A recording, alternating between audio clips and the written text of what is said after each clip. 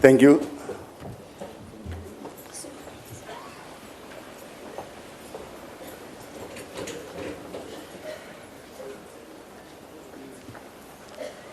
Program Director, thank you very much for the opportunity. The family members and friends of the Nzima family, the Honorable Premier of Mpumalanga, Deputy Ministers in our midst,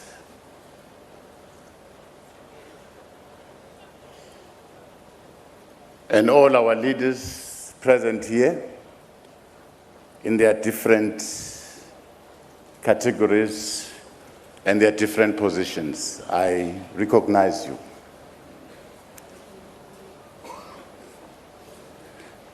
Today marks a very sad ending, the closure of a chapter of a great life.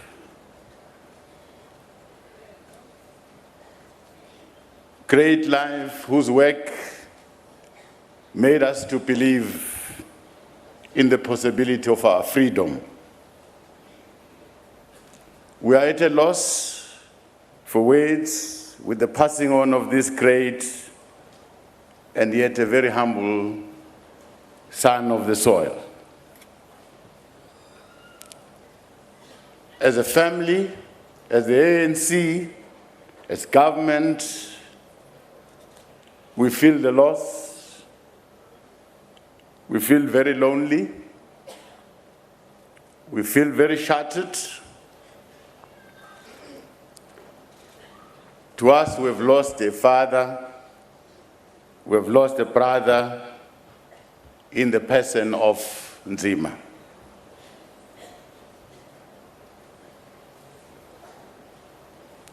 And today, because I'm in the presence of this body in front of us, the body of a father, the body of a brother, and a friend, it might be befitting to ask people like Peter Makubane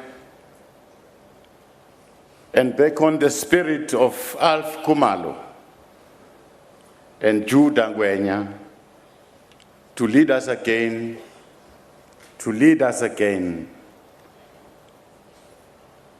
with great people of Mpumalanga in another salute as we return the mortals of Babu Nzima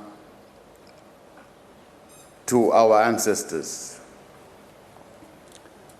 Let me extend a special word of gratitude to our President for declaring this funeral a special provincial official funeral.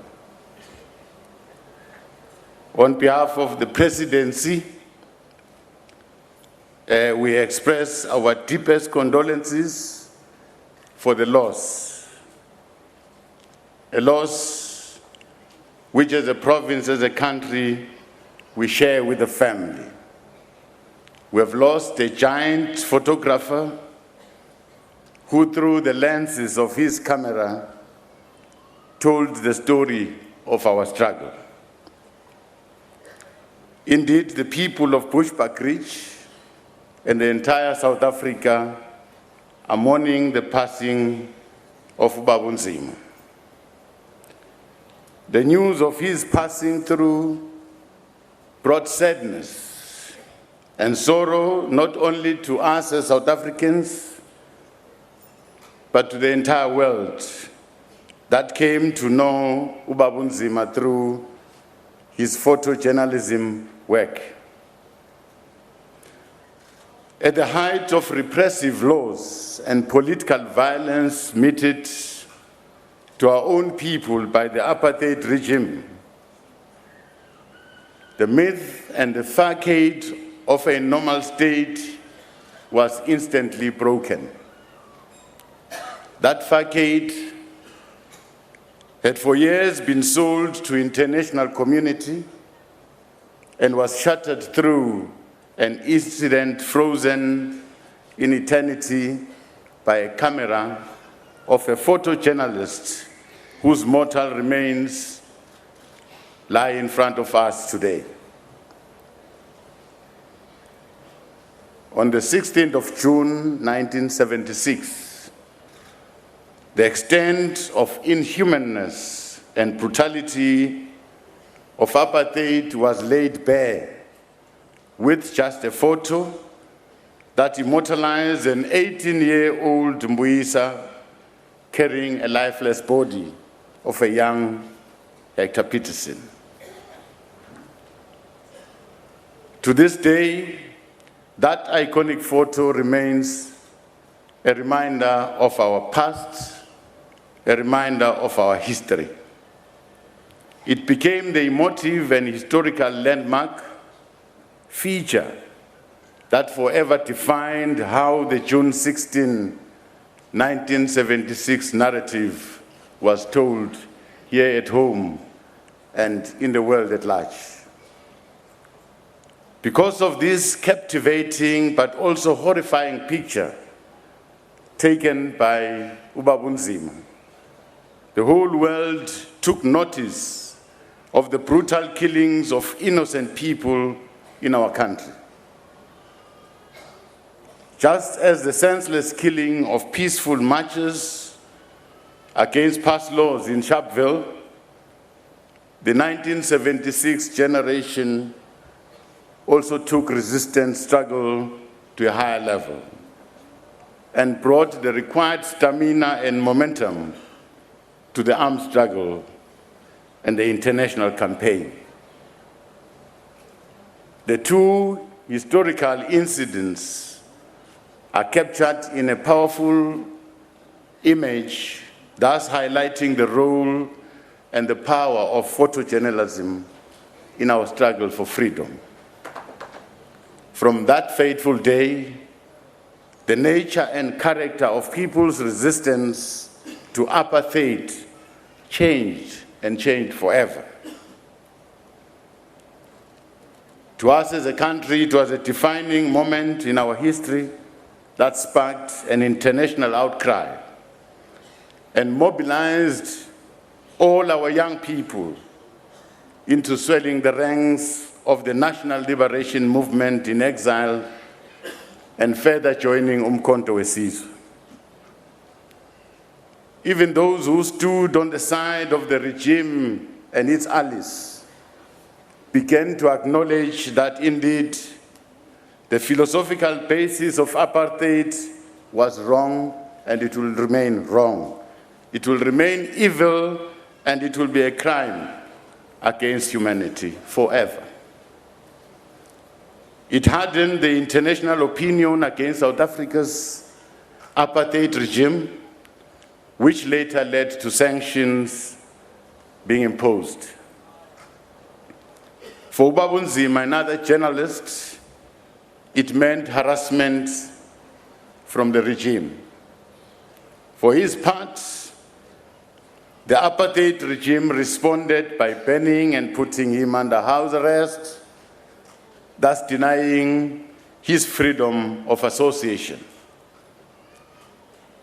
That frozen moment in picture by Nzima changed the course of history, and in no time, the nature and character of our struggle against apartheid and all its sins and crimes changed and became more militant, thus pushing the regime to a corner of defeat.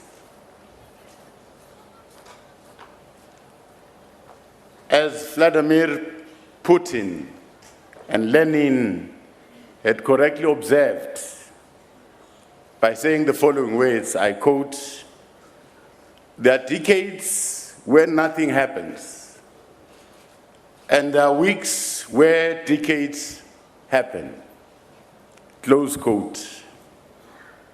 And June 16, 1976 was such a day where something so significant to define the history of our country happened. The image associated with that moment is one captured by Nzima. The student uprising of 1976 was not just about Afrikaans, the use of Afrikaans as a medium of instruction, but it was also about the whole system that was subjecting the black majority to the margins of civilization. Basically, into an abyss of history through denial of equal opportunities to education and all opportunities that follow from it. It was also to transform the provision of education as an instrument of change, and one that opens the doors for all our children, irrespective where they are born, irrespective where they come from, irrespective into which families they were born. Like the lives of many of us who were born in small villages or as farm dwellers, Nzima was born in Bushbuck Ridge, in this area here, and grew up on the farm where his father was working. He had dreams and aspirations like all of us. The conditions of the time dictated that whatever those dreams could be, but by being born on the farm, one was expected to provide manual labor for the benefit of the tenant. Many of our black compatriots never got to realize their dreams because those dreams died an undignified death in the agricultural fields through forced manual labor. Nzima went through the very same life experience. However, his dream to further his education motivated him to run away from that life and seek better opportunities in Johannesburg. That is where he continued his education through various colleges and did something odd for a living. You will work as a gardener, you will work as a waiter, just to earn a living. He later joined the World newspaper in 1968 on a full-time basis as a photojournalist. Photography remained his passion, and he concentrated more in this area of work that will make us know him today and know his work.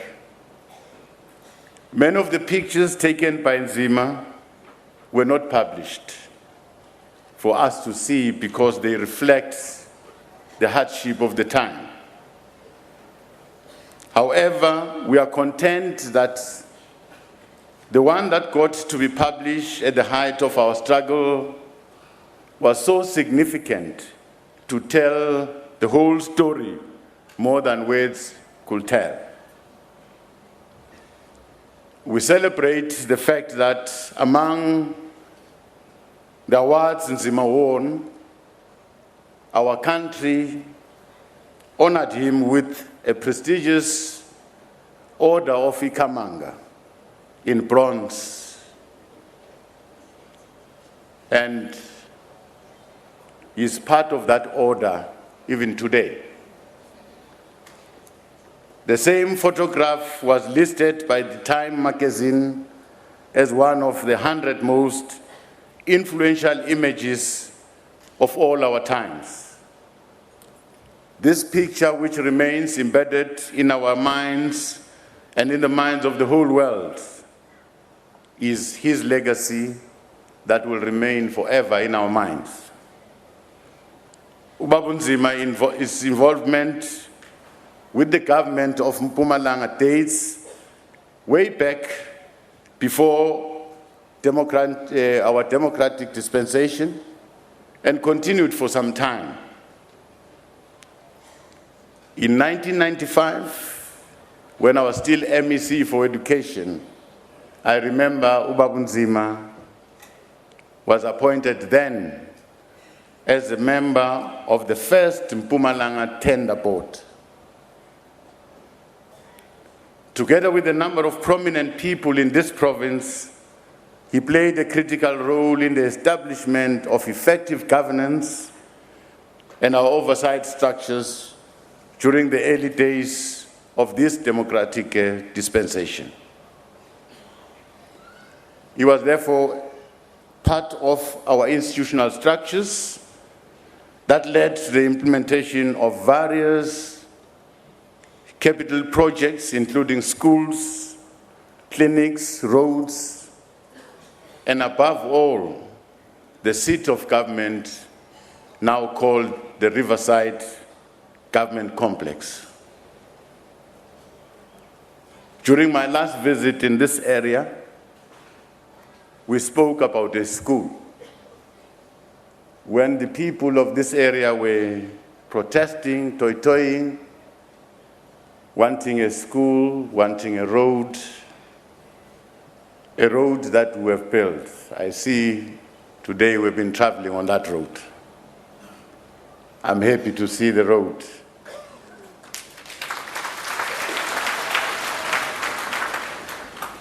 Well, I did that in the name of Ubaba Nzima. Because you'll remember, you people of Lilydale, when you were fighting, somewhere the Nzima family also got harassed. Your house was stoned, windows were broken, and I got told that story by Ubaba Nzima. And on that day, we took a decision that we are going to build him a house.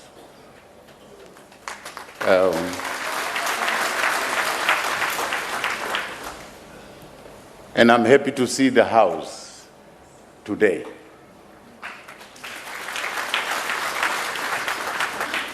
So in terms of all standards, I've met all the requirements of these people here.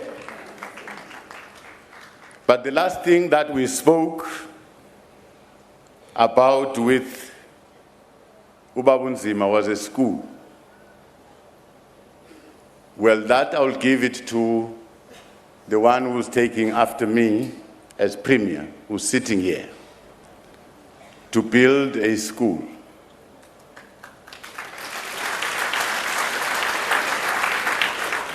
In this area called Lilydale. And that school will be named after Nzima.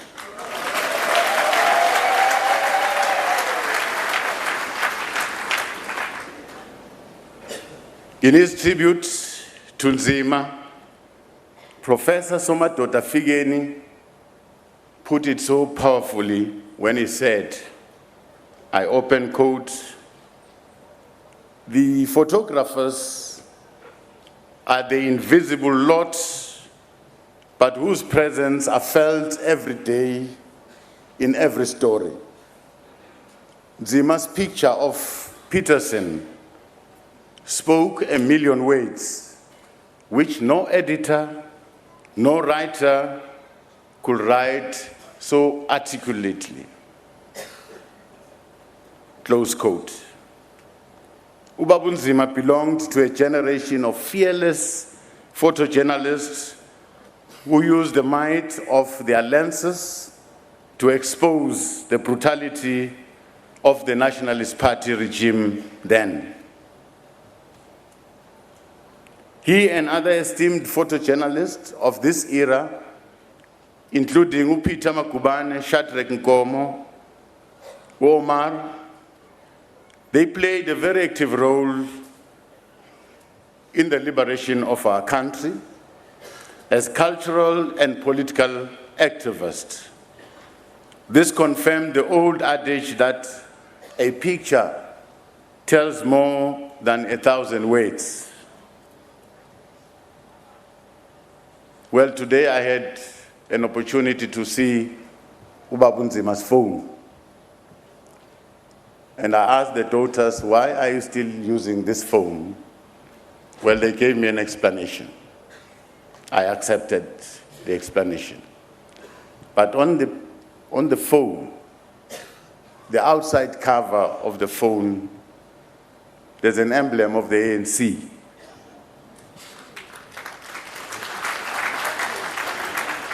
So I won't be wrong to call Ubabunzima a member of the ANC until the last moment. Babunzima and others of his generation courageously confronted the apartheid system by ensuring that the stories of the oppressed masses of our people are not relegated to footnotes of history. The power of such legacy lies in the message that is communicated through these images. By only reading without graphic representation of the atrocities of the past, there is always a risk that such painful past may easily be lost and be taken for granted. However, pictures capture the imagination for eternity. Through that popular picture, this hero took on that fateful day in June 16. We have been able to tell our story as South Africans. We have been able to tell our story as the liberation movement in our own way, in our own perspective, in our own narrative. This body of work should continue to inspire us as a nation in our quest for building social cohesion. We must continuously have conversation on how we forge ahead and overcome other national challenges without resorting to brutality. It should also inspire us to focus more in the development of local talent, which promotes debates and strengthens our sense of social and cultural identity as South Africans. As South Africans, we must continue to love our country. As we tell our stories, this must draw from our complex social and political history, as well as our current cultural diversity. Using pictures, we must juxtapose the socio-economic conditions of our people from where we come from to where we are today. This will allow us to make a very constructive criticism based on factual information. As we pay our last respect to this great son of the soil, we can humbly claim greatness because Ubabunzima showed us that greatness is an outcome of a very extraordinary success against all odds. Today, we are able to raise our heads high and say, a son of the Nzimas, whose umbilical cord was cut here, lifted not only this place, but his entire country with the work of his hands. For it is here that Sam Nzia first opened his eyes to later open the eyes of the world to the brutality of racist apartheid regime that stood between his people and their dreams.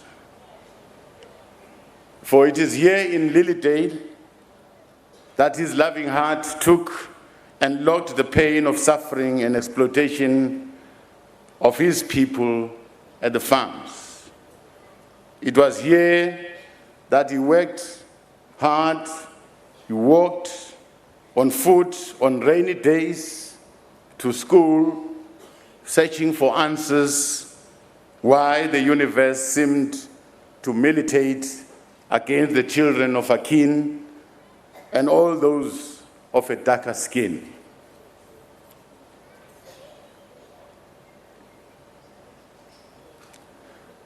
And Ubaba Nzima never allowed us to wallow in unending grief, knowing him, he will ask us to deepen the revolution of the most despised. He will whisper in our ears that we must again make time for domestic workers, for they often occupy the center of his frame.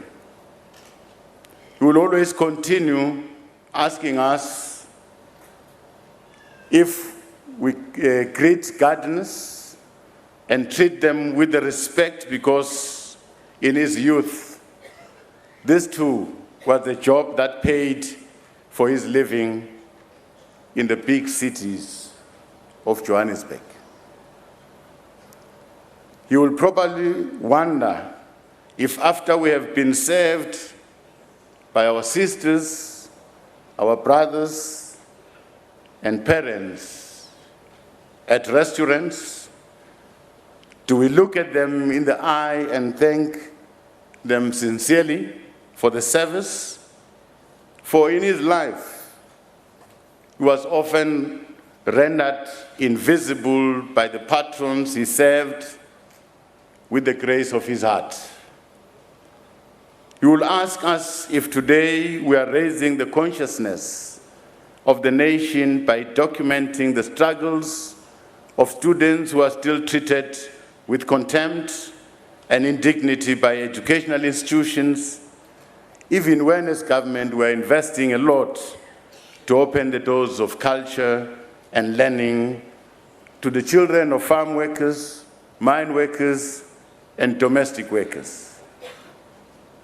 And he will challenge all of us as leaders and as a nation, if we have come to appreciate the bread and butter struggles that photographers and all great artists go through every day.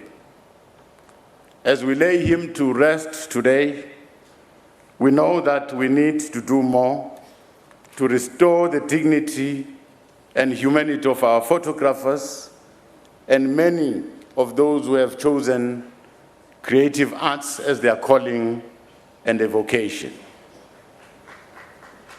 We know this because he fought a long battle to have a copyright to his iconic photograph. Those whose vocation is to capture our history, interpret it, and offer us imaginative possibilities deserve all our support they need as we build, as we unite our society from the reins and divisions of the past. It is people like Sam Nzia, Hugh Masekela, Miriam Makeba, and others that we must fully support to be the critical consciousness of our nation and our voice of reason. For to achieve greatness and success in the creative arts, one's heart and one's passion must always be with the people and their circumstances. By nature or by design, they are people deeply passionate about life and the well-being of their fellow human beings. In their portrayal of reality, they compel us to confront our blind spots. They compel us to see what we don't want to see. They continue to live and die as paupers, only to be praised and celebrated when they are resting forever. That is why the Creative Industry Commission that we've pronounced while I was still Premier in this province, I heard the Premier now currently speaking about that commission. It will be a good day when that commission is launched so that we can harness and expose the talents of our people.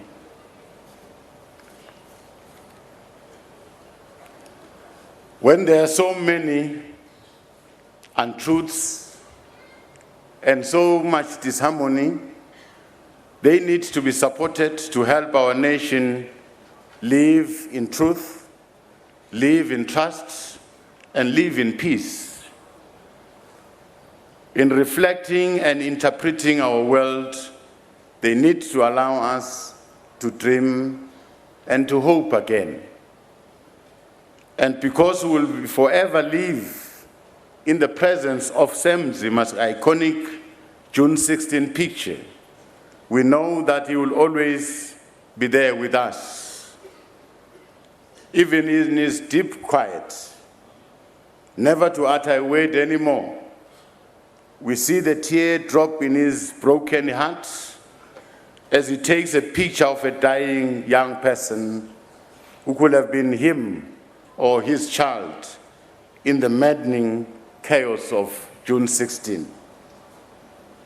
Even in his eternal quiet, we see him running to his dark room to get a picture that will be the first to depict for the world the cruelty and disgrace of the apartheid regime. A heartless regime that murdered young people, marching in peace and singing Nkosi Sikelel' Africa. And with all the international acclaim, the first picture in the world newspaper that's painted the brutality of the murderous regime, South Africa remained blessed with a humble human being who never boasted about his success. Even when the world cherished his picture more than it was concerned about the soul behind this perspective and sharp lens, he moved on with his life, accepting that his struggle was the struggle of so many South Africans. When he and his wife had to sell their home in Chawelo to escape the brutality and harassment of the then special branch, he returned here in Lillisdale as a prisoner of hope in his home because the regime feared the power and focus of his eyes. And he trembled at the hint of his abounding love for his people. Even at the twilight of his age, Soweto Day remained vivid in our minds. In thanking him for his work in documenting our struggle, we also want to thank the family and his ancestors for blessing us with his gift and historic timing. It is men like him who indeed came once in a lifetime to accelerate history. And so, when our liberation history is told, when the story of June 16 and Umkhonto weSizwe, the June 16 detachment is finally written, we should find there a great son of this community with his camera, keen to write with his eye our journey to freedom. And when we wish to touch him, we must visit the museum being planned at his place and touch his historic camera that he kept for all these years.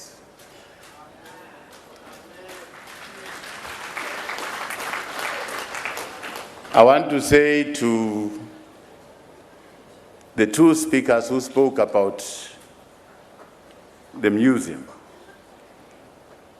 Thulane and Dr. Ruel, I commit myself to walk that journey with yourself.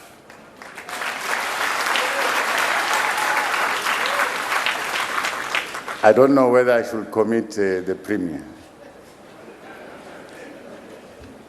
Can I? Thank you.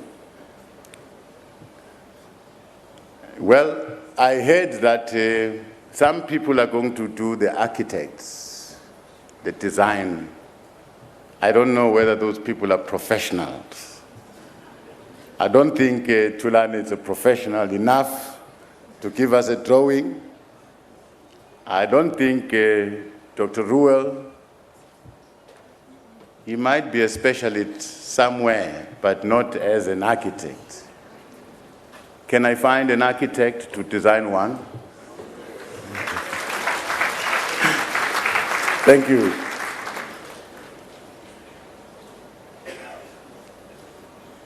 We must tell our young people that if Sam Nzia could hasten our march to freedom, so they too can do more with all the opportunities of modern life, modern technology, and our social media.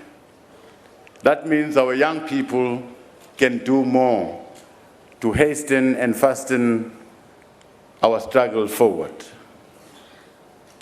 And we want to tell them that to be truly great and to move mountains, they must cultivate love for their people.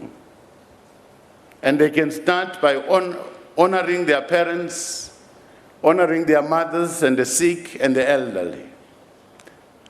Let us seize this very moment to fight and defend our cherished ideal of a united, non-racial, non-sexist, and a just, prosperous country, South Africa.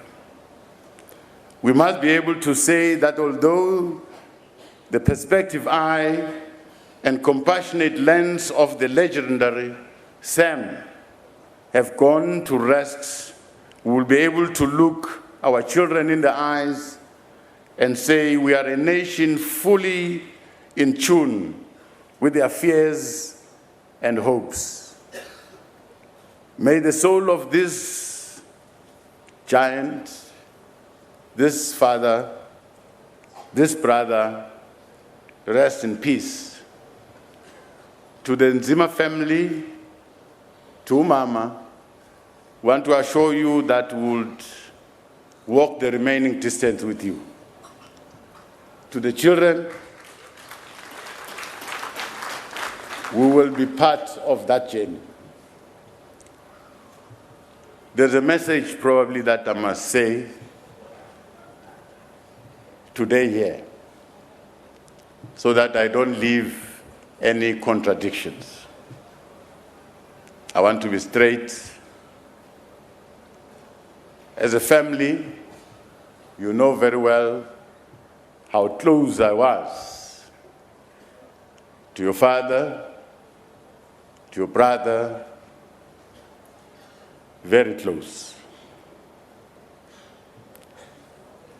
I said to you, we took a decision to build him a house. And the house is there now. Unfortunately, I could not share the same space in the house while he was still alive.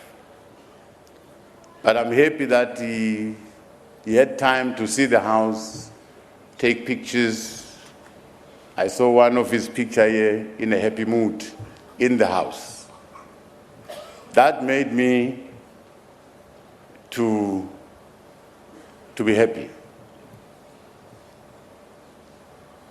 Now that he is gone, we will continue to complete the project. What is missing in the house is furniture. which we will. Those who have built the house, those who have contributed through my request, I want to request them to take another step forward and put furniture there.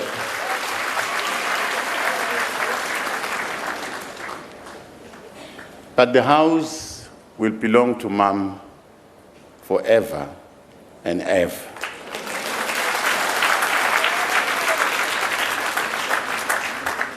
So, Thulani, I don't want stories. The case is closed. Thank you very much. Thank you.